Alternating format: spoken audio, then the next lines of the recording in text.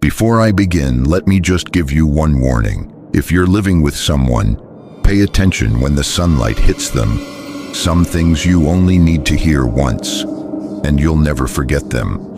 The story I'm about to tell has no blood, no dead bodies, but I swear nothing has ever made my skin crawl more than this, because the scariest part isn't what it was. It's this: how long had I been living with it, without knowing? My name is Brandon. I'm a third-year biology student. This started when my old roommate moved out mid-semester. I didn't have many options, so I posted a listing looking for someone to share the apartment. A few days later, I got a message from a guy named Ethan. He seemed polite, well-mannered, said he worked part-time at the university library. When we met, he was a bit stiff, but nothing felt off. We agreed quickly, and Ethan moved in the next day.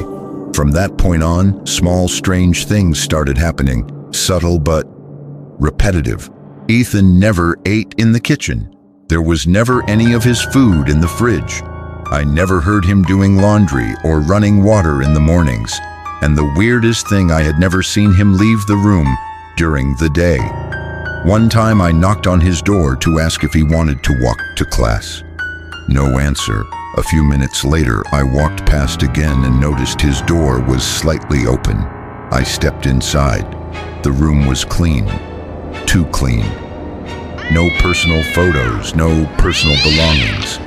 Nothing that said someone actually lived there, except for a tall mirror leaned up against the wall. And I swear when I looked into it, I only saw myself. Then came that Sunday morning, the moment everything truly snapped. I was making coffee in the kitchen when I saw Ethan standing by the window. Sunlight was pouring in, hitting him directly. I walked closer, and suddenly, I froze. My shadow stretched clearly across the floor. I could see the shadow of the chair, the table, every object, but not Ethan. He didn't have a shadow. I stood there stunned, blinked a few times. I even stepped around to check the light angle. But the sunlight doesn't lie. Ethan just stood there, still leaving no trace in the light. After that, I couldn't unsee it. I started turning on extra lights in the living room, watching closely every time he stayed just out of reach of direct light. There was more. No one else had ever seen Ethan but me. When my friends came over, I mentioned my roommate, but Ethan never came out. One time, my best friend slept over. The next morning, he asked dude who was laughing in the hallway last night. It was loud. I said nothing because I'd gone to bed alone. I began setting my phone to record audio at night, hidden in the hallway. Next morning, I listened back. Wind-light footsteps, like someone trying not to be heard. Then a whisper right next to the mic. Brandon, that voice wasn't mine, and it wasn't anyone I knew. I confronted Ethan directly. Do you go out at night? He looked at me and smiled, said nothing. That smile chilled me. It wasn't human. It had no emotion, like a mimic, a thing that had learned to smile but didn't know why. Then came the night that broke everything. The power went out for maintenance. I used my phone flashlight to check the breaker box. I turned into the hallway and saw Ethan standing there. Back to me motionless, I pointed the flashlight at him. No shadow. Ethan, I called. He turned and I nearly dropped my phone. The light hit his face, and that wasn't the face I knew. His eyes had no whites, just two sunken pits of pure black. His skin was ashen, bloated, like a corpse left in water too long. His mouth didn't move, but I heard a voice in my ear. I was here, long before you were born. I backed up, shaking. The flashlight began to flicker, whether it was battery failure or something else. I don't know. Ethan didn't move, but the darkness around him started spreading, swallowing the light. My flashlight dimmed, then went out. I turned to run, slammed into a hallway wall in the pitch dark. A hand cold as ice grabbed my shoulder. I screamed, spun around. No one there, just a whisper at my ear. Stop turning on the lights. I hate the light. I bolted into my room, slammed the door, shoved the desk in front of it. I checked the mini security cam I'd set up outside just in case of intruders. The footage flickered. Ethan was standing right outside my door. Back to the camera, not moving, no shadow, no breath. I stared at the screen, then he turned, looked directly into the camera. It was Ethan's face, but twisted. Not human. The feed went black. I tried calling the cops. No signal, no Wi-Fi, no connection to anything. I scrambled for something to defend myself. A knife, a flashlight, anything. I opened my desk drawer. Inside was a piece of paper I'd never seen before. The handwriting was shaky, frantic, as if written mid-seizure. Don't look in the mirror. If you see two people, the real one is already gone. I froze. There was a mirror on my wall. I turned slowly, teeth clenched, and looked. Only one reflection, just me. No Ethan. No one behind me. Nothing strange. I sighed, though my hands were still trembling. Maybe I was imagining things. Maybe I was exhausted. I turned away. Ethan was sitting on my bed, smiling. What did you see in the mirror? I couldn't speak. Ethan rose, took a step toward me. You don't get it, do you? If you only saw one person, then the one in the mirror wasn't you. My blood ran cold. I remembered the note. If you see two people, the real one is already gone, but I only saw one me. I looked at my hand. Pale, I touched my cheek, cold, no pulse. Ethan burst out laughing, a laugh that didn't sound like it belonged in this world. You got back too late. I had to choose a new shell. And the mirror only reflects the real soul. Everything went dark. Final scene. The hallway camera flickered back to life, Ethan walking out the door. But when the footage zooms in, it's me, wearing Ethan's body. Ethan is gone. The screen glitches, then 3 knocks. Something passes across the lens. No shadow. I couldn't recall exactly what happened after the lights went out. All I knew was that when I opened my eyes, I was sitting at my desk. Sunlight filtering through the curtains as if nothing had occurred. Everything was eerily peaceful. The room remained the same. The mirror was still there, no trace of Ethan. But I wasn't in the mirror. I stood up, body stiff. It felt as if my body no longer belonged to me. I attempted to call my best friend, but my trembling hand didn't recognize the phone's password. The fingerprint didn't match. I opened my room door and stepped out, seeing the living room neat and tidy. Then I saw myself standing in the kitchen. I froze. It wasn't a reflection. It wasn't an illusion. I, or something identical to me, was pouring coffee, smiling, and turned to look. Sleep well, Brandon. It knew my name. It used my voice, but its eyes were empty, cold, like a replica created solely to play a role. I stepped back. It didn't follow, it just continued living as me. In the following days, I observed it. I called it the replica. It went out, attended classes, laughed with friends. No one noticed it wasn't me. I couldn't make calls, couldn't connect to the internet. Even when I tried to write something down, my hand wouldn't obey. Each word I wrote vanished. I was trapped, right in my own home, like a ghost.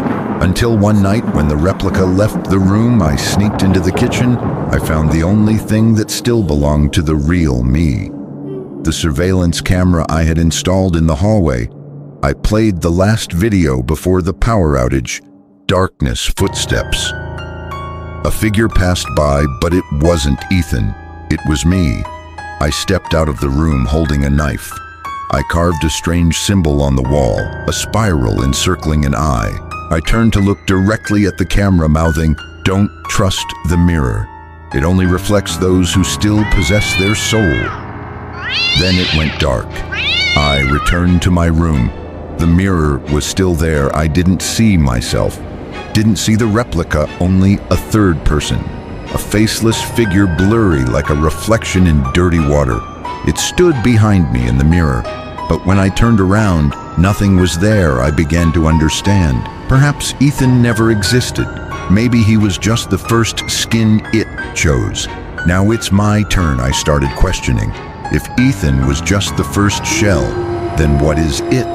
The only constant presence from beginning to end wasn't Ethan, wasn't me, but the mirror I began to recall.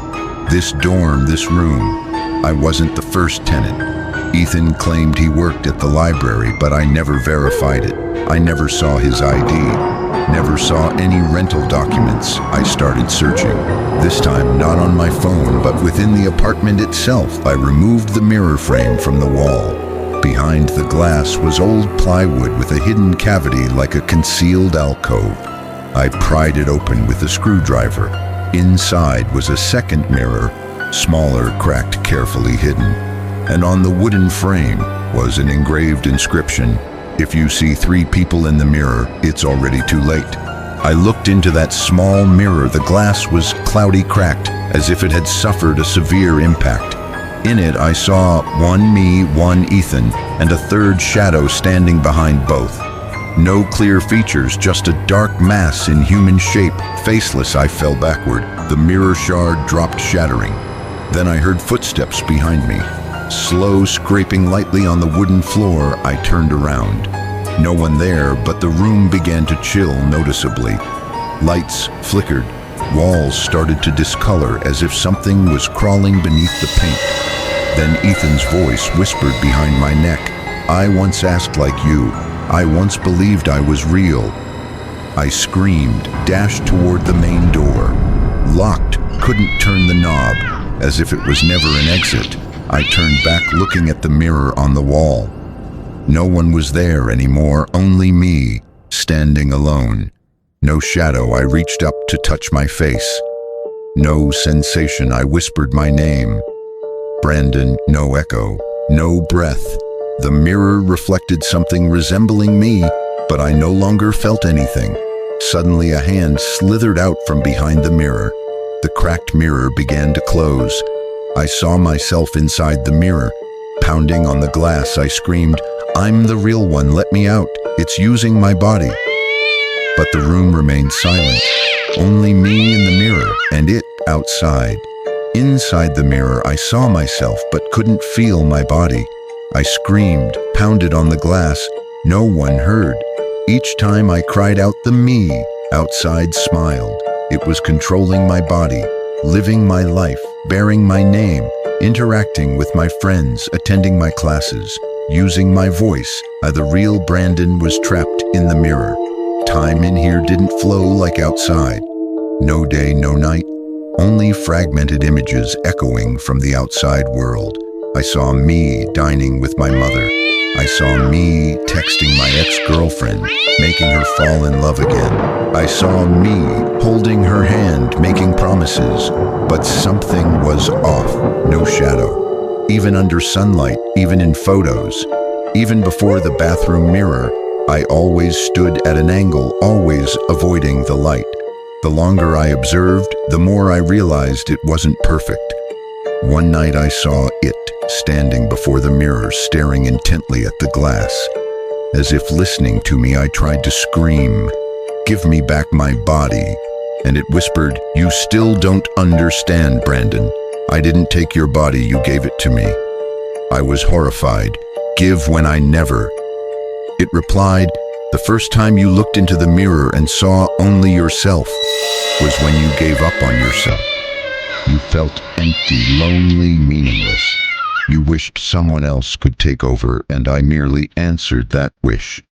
I collapsed. It felt like my soul was being torn apart. I asked, "So, if I once wished for someone to live in my place, can I wish to return?" It looked at me in the mirror and smiled. "Only when someone else looks into the mirror and wishes to become you." I suddenly understood. Only when a second person falls into the trap can I be replaced back.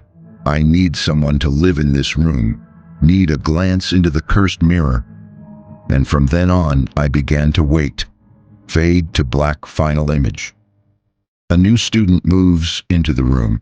He turns on the light, dusts off, draws the curtains. While cleaning, he discovers an old mirror hidden behind the wardrobe. He pulls it out, sets it up. Afternoon sunlight streams through the window, and then 3 people appear in the mirror. The end.